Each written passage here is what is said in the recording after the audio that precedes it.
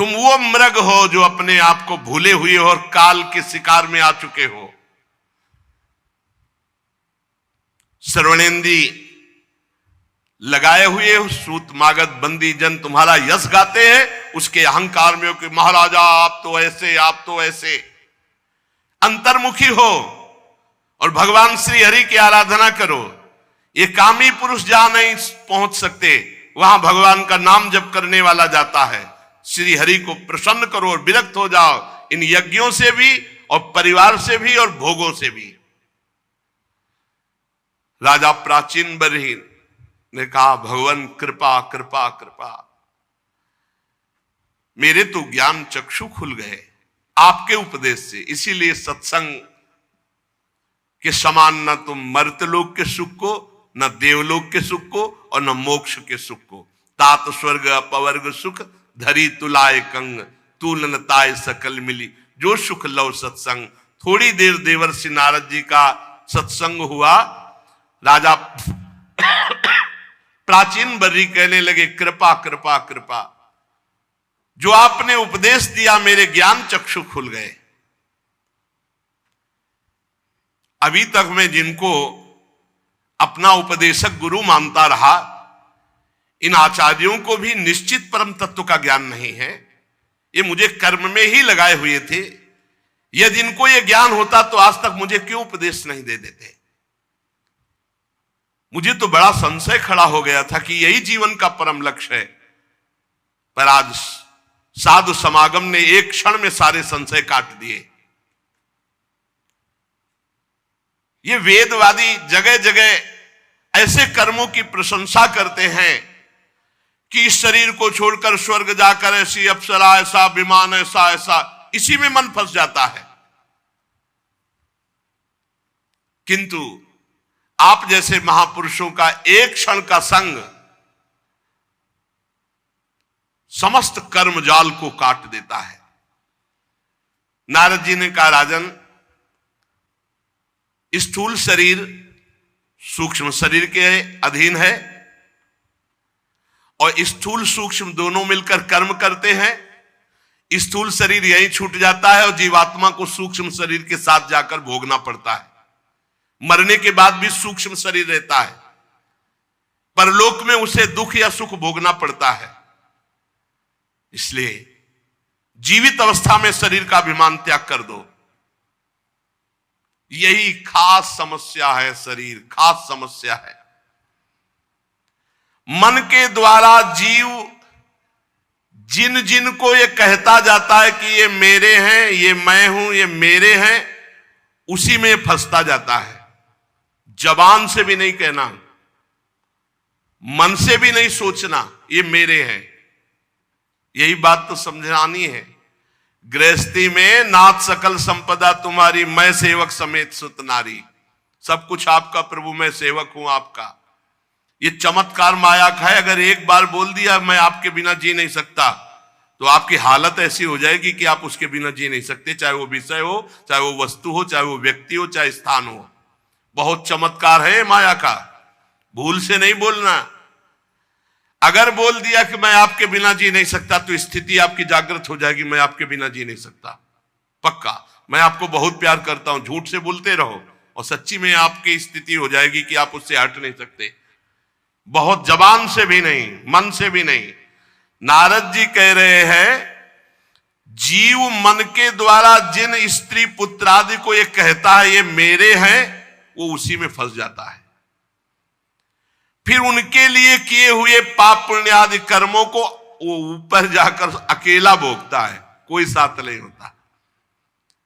फिर उसको कर्मों के भोग जो शेष बचते हैं उसे फिर जन्म लेना पड़ता है।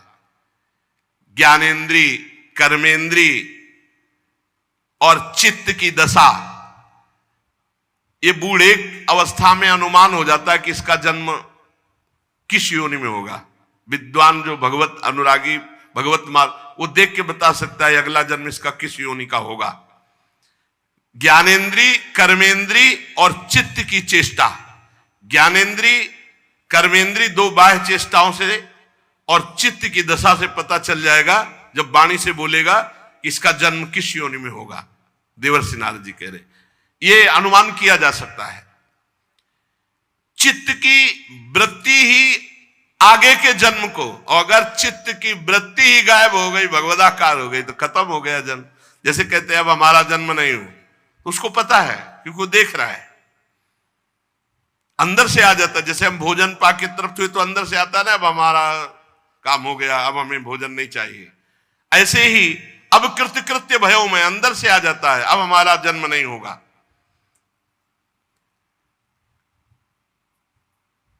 ये तुम निश्चय मानो, सूक्ष्म शरीर जब तक है तब तक जीव को जन्म मरण के चक्कर में जाना पड़ेगा। स्थूल तो यहीं छूट जाता है। ये सूक्ष्म शरीर बदलना है, सूक्ष्म शरीर, मन बुद्धि चित्त अहंकार इंद्रिया, राधा राधा राधा राधा राधा, वो बदलेगा। मन राधा में, बुद्धि राधा में, चित्त राधा में, अहम राधा के चरणारविंद में समर्पित। और ज्ञानी दृष्टा भाव साक्षी भाव को सिद्ध करके वो अपने स्वरूप में स्थित हो जाता है इनका। तो ये संकल्प विकल्प रहित होकर अंतःकरण लय हो जाता है, रहता ही नहीं। लिंग शरीर ही नष्ट हो जाता है, सूक्ष्म शरीर ही नष्ट हो जाता है, वो जीवन मोक्ष को प्राप्त हो जाता है। तुम्हारा कल्याण हो, तत्ववेत्ताओं की शरण लेने वाले को विदेह मुक्ति प्राप्त होती है। राजन, मन और इंद्रियों के द्वारा अनुभव में आने वाले पदार्थों को बार बार भोगने की इच्छा का त्याग कर दो, अभी भगवत तत्व का अनुभव हो जाएगा। यही इच्छा भगवत तत्व का अनुभव नहीं होने देती। जिस समय दृष्टि भगवदाकार हो जाती तो संपूर्ण संसार भगवान में दिखाई देने लगता है। राजन, ये गुणों का चक्र किसी को नहीं बख्शता, सबको अपने अधीन किए हुए है। इसलिए नाम जप करो, गुणों से बच जाओगे। यही डर है डरप हरिवंश ही तिजनो भ्रमय गुण सलिर पर, जी नामन मंगल लोक तिरु सुहरिपद भज न विलंब करी।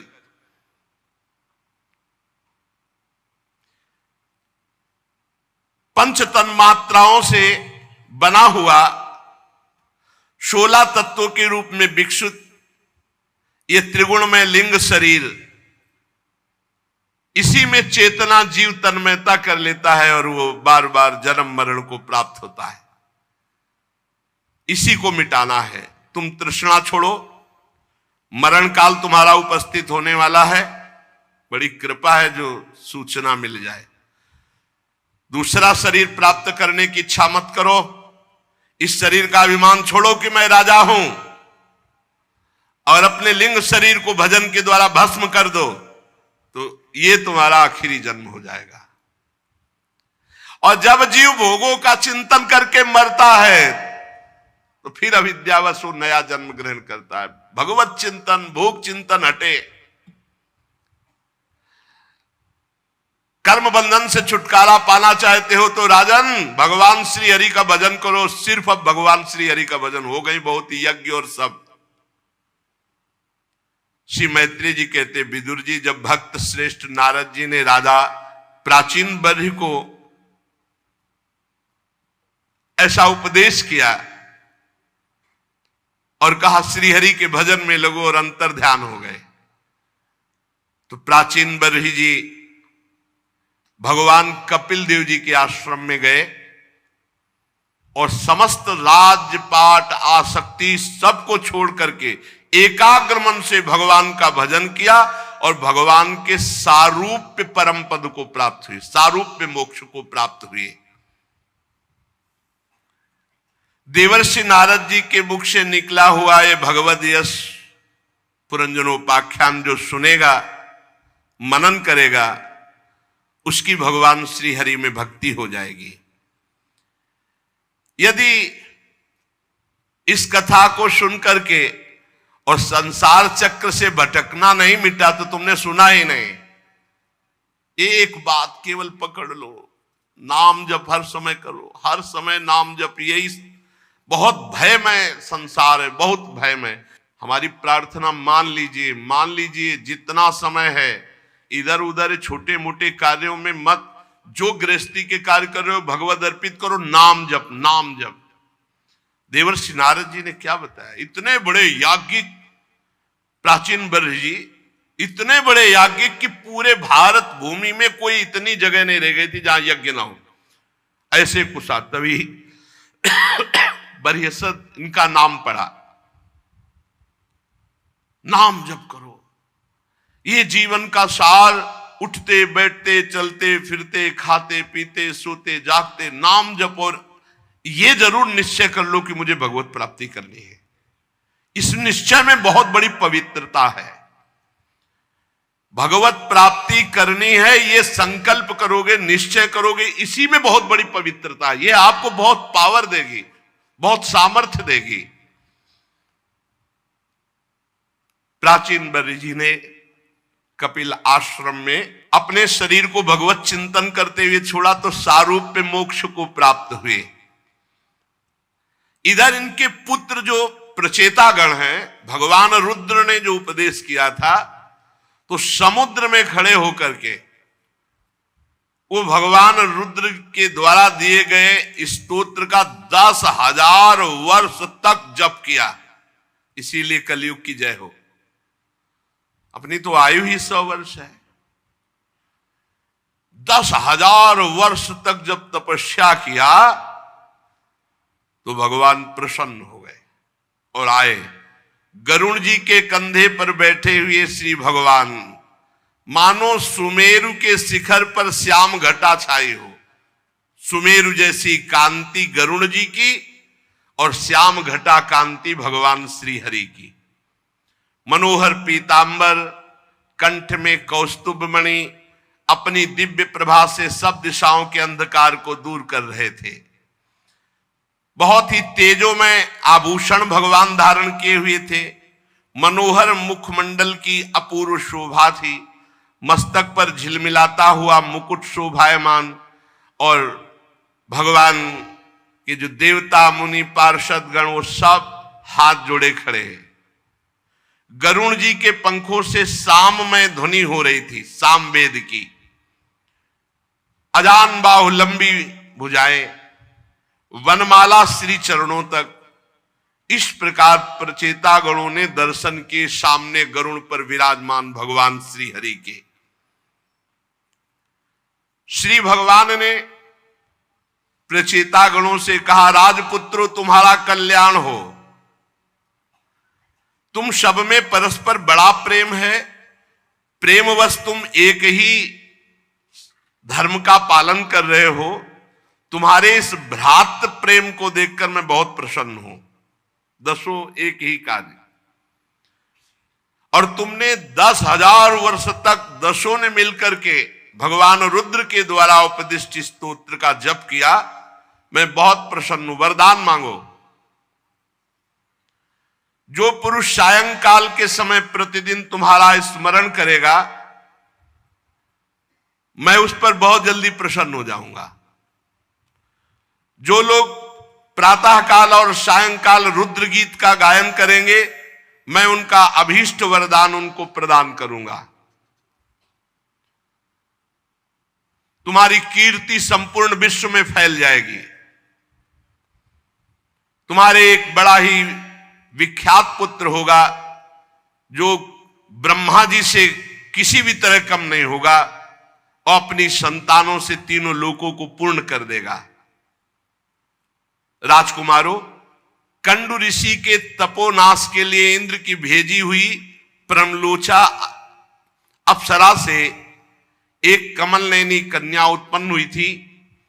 अप्सरा उसे छोड़कर स्वर्गलोक को चली गई थी, तो वृक्ष के सानिध्य में उस कन्या का पालन पोषण समस्त वृक्षों ने किया।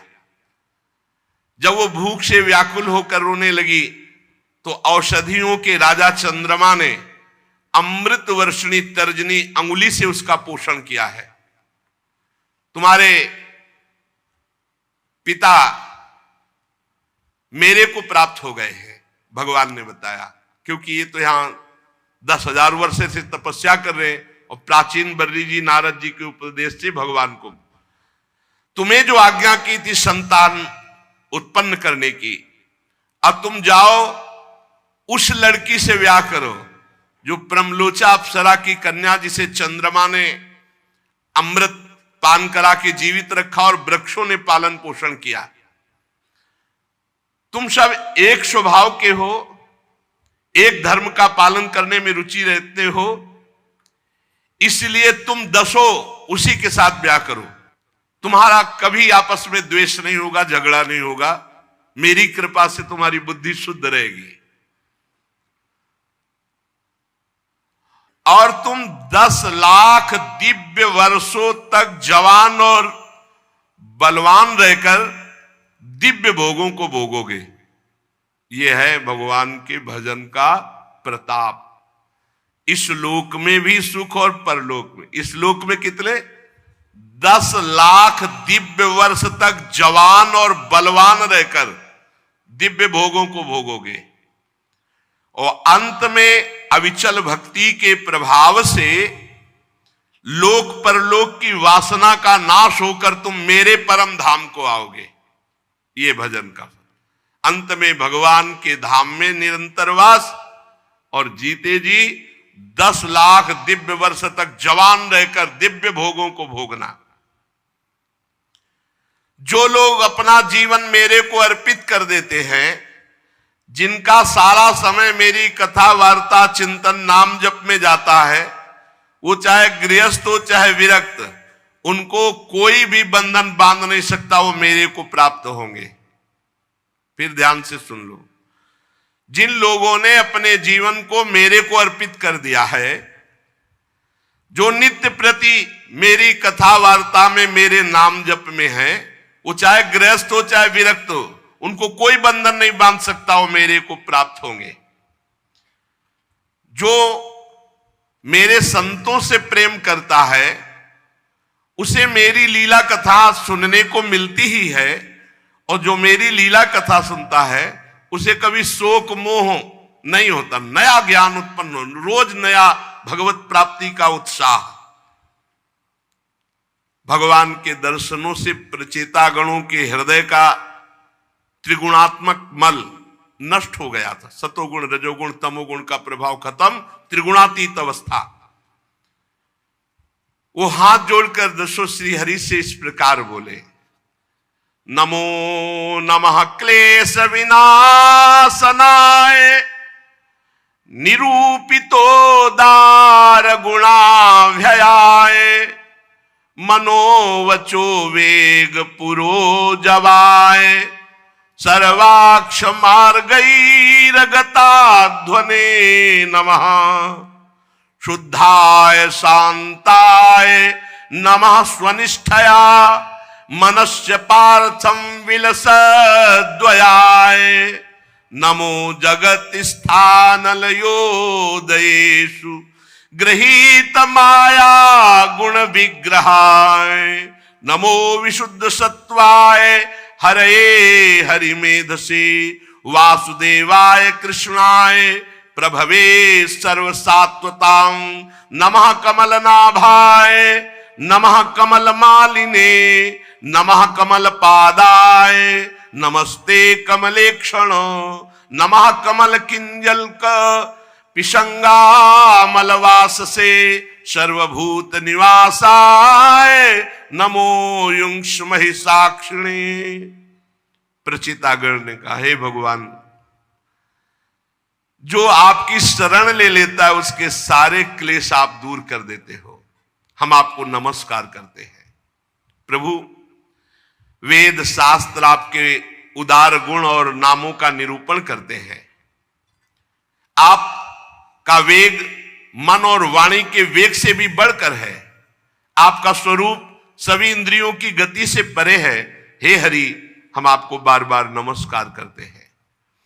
आप अपने स्वरूप में स्थित रहने के कारण नित्य शुद्ध और शांत हैं। मन रूप निमित्त के कारण हमें आपसे ये मिथ्या द्वैत भास रहा है। अगर ये मन रूप लय हो जाए तो द्वैत खत्म हो जाए। वास्तव में जगत की उत्पत्ति स्थिति लय के लिए आप माया के गुणों को स्वीकार करके ब्रह्मा विष्णु महादेव रूप धारण करते हैं। हम आपको नमस्कार करते हैं। आप विशुद्ध सत्व स्वरूप है, आपको नमस्कार करते हैं। आपका जिसको ज्ञान हो गया वो संसार बंधन से मुक्त हो गया। हे महाभागवतों के प्राण प्रिय वसुदेव नंदन भगवान श्री कृष्ण, मैं आपको नमस्कार करता हूं। आपकी नाभि से ब्रह्मांड रूप कमल प्रकट हुआ। आप कंठ में कमल कुसुमों की माला धारण करते हैं।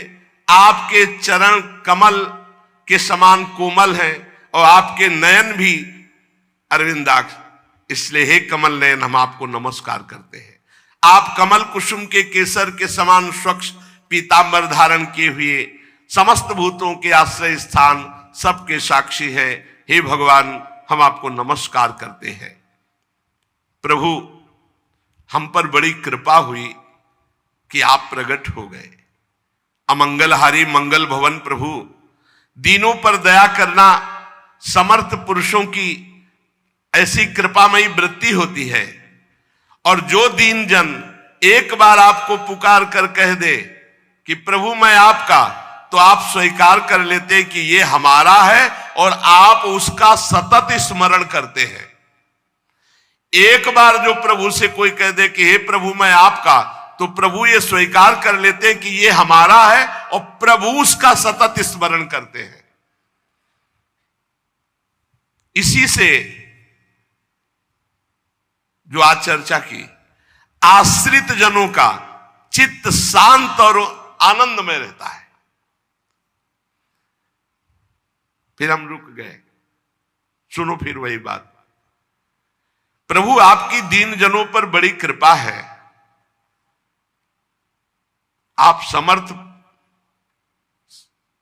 आपको एक बार जो कह दे कि हे प्रभु मैं आपका, तो आप उसको ये स्वीकार कर लेते हैं कि ये हमारा है और इस प्रकार सतत उसका स्मरण करते हैं।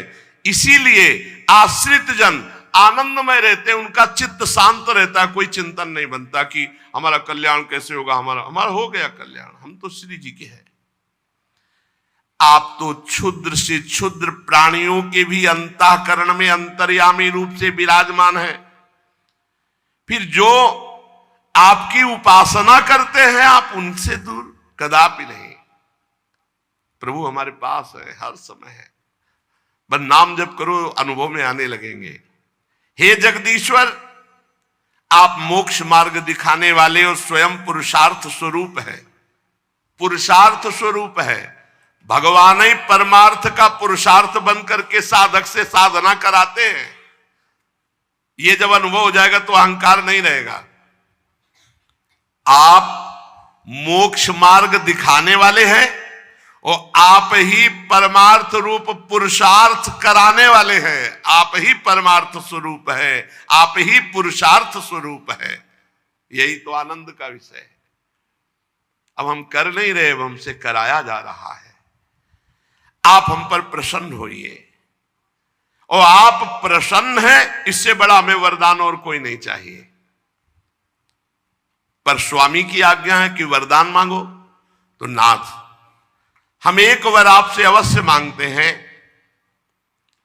आप प्रकृति आदि से परे हैं और आपकी विभूतियों का कोई अंत नहीं, इसलिए आपका एक नाम अनंत कहा जाता है।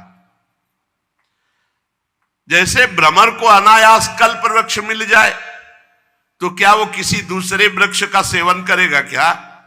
वैसे ही हमें आपकी चरण शरण मिल गई। अब हम क्या मांगे? हम तो यही मांगते हैं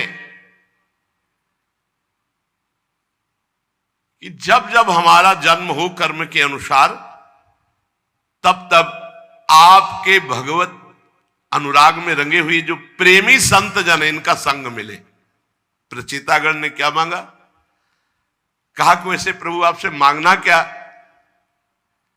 पर हम आपसे केवल यही मांगते हैं कि कर्मानुसार संसार में हमारा जब जब जन्म हो, तब तब आपके प्रेमी भक्तों का संग मुझे मिले। यावत्ते मायया स्पृष्टा भ्रमाम इहि कर्म भी, तावत भवत प्रसंगानाम संगास्यान्नो भवे भवे। तुलयाम लवेनापि न स्वर्गम न पुनर्भवम भगवत संग संगस्य मर्त्यानाम किमुताशिषः। प्रभु, मेरा जब जब जन्म हो इस संसार में तब तब भगवत भक्तों के बीच में हो, भगवत भक्तों का संग प्राप्त हो। हम तो भगवत भक्तों के क्षण भर के संग के सामने स्वर्ग और मोक्ष को भी कुछ नहीं समझते, फिर मानवीय भोगों की तो बात ही क्या। भगवत भक्तों के समाज में सर्वदा हे भगवान आपकी मधुर मधुर कथाएं होती रहती हैं, सिद्धांत की बातें होती रहती हैं, जिनके श्रवण मात्र से भोग तृष्णा शांत हो जाती है। प्राणियों में किसी भी प्रकार का बैर विरोध उद्वेग नहीं रह जाता जो रोज सत्संग सुनता है। अच्छे अच्छे कथा प्रसंगों द्वारा निष्काम भाव से सन्यासियों के एकमात्र आश्रय साक्षात श्री हरि आपका बार बार गुणगान होता रहता है। आपके भक्तजन तीर्थों को पवित्र करने के उद्देश्य से विचरते हैं। देखो, तीर्थ भक्तों की आने की बाट जो होते हैं, भक्त तीर्थों में पवित्र होने के लिए नहीं जाते, तीर्थों को पवित्र करने के लिए। तेसाम विचरताम पदभ्याम तीर्थानाम पावनेच्छया भीतस्य किम न रोचेत तावका नाम समागमः वयम तु साक्षात् भगवन् भवस्य प्रियस्य सख्युः क्षण संगमेन सुदिश्चिकित्सस्य भवस्य मृत्युर् विषक्तमं त्वाद्य गतिं गताः स्म। आपके जो भक्तजन हैं तीर्थों को पवित्र करने के उद्देश्य से पृथ्वी पर विचरते हैं। ऐसे भक्तों का समागम संसार भय का नाश करके भोगों में अरुचि पैदा कर देता है। हे प्रभु, आपके प्रिय भगवान शंकर के क्षण भर के समागम में मुझे ऐसी सामर्थ्य मिली कि 10,000 वर्ष तक आपका स्तवन भजन किया और उसका फल मिला कि आपका साक्षात दर्शन हुआ। आज मैं जन्म मरण रूप दुस्साध्य रोग से मुक्त हो गया क्योंकि आप मिल गए। अब हमने आपका मन वचन कर्म से आश्रय ले लिया। जीवन का परम लाभ ये निश्चय कर लो कि मुझे भगवत प्राप्ति करनी, और मन वचन कर्म से भगवान का आश्रय लेकर नाम जप करो। जो भगवान से ऐसे बोला कि मैं आपका, तो भगवान स्वीकार करके प्रतिपल उसका चिंतन करते हैं, उसका मंगल कर देते हैं। रोज कथा सुनने से नवीन नवीन बातें मिलती हैं जिससे हमारा मन उत्साहित होकर भगवत मार्ग में लग जाता है। और यही अनेक जन्मों के पुण्यों का फल समझ लीजिए कि हमारा मन प्रभु में लगने लगे, हमारा जीवन भागवतिक हो जाए, हम अध्यात्म मार्ग के पथिक बने। शेष चर्चा आगे। श्री राधा वल्लभ लाल की जय।